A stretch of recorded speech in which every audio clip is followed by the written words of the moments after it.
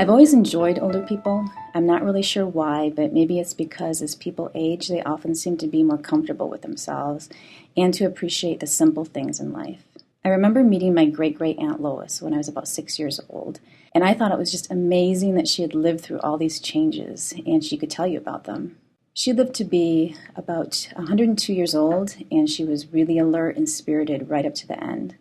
I think this early experience probably encouraged me to have a positive attitude toward aging and elderly people. I also spent quite a bit of time around my grandparents. My grandfather worked as a missionary doctor in South Africa for 25 years, and my grandmother was also very active there and raised 7 children. But the place I became so interested in was China. Its history fascinated me, so I studied East Asian studies as an undergraduate, and then as a graduate student in sociology, I was able to go there for the first time.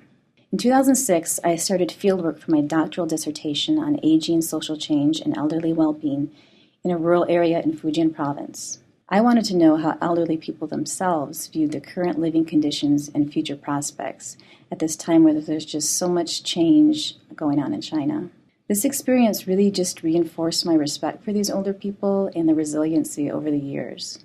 Living there also helped me to grasp how much my background and culture shape my own expectations for family and for old age, and what I think I need to be happy in life. This spring, I'm going back to China to a couple new locations more toward the coast to do a feasibility study for another project. This will be a longitudinal study of chronic disease management in later life. I'll be researching households in both rural and urban areas to see how different factors affect how well older people cope with and manage chronic illnesses like heart disease, hypertension, lung disease, arthritis. And as much as things are changing in China, most older people do still live with their families. So I'll be interviewing family members as well as the elderly people themselves and area health professionals.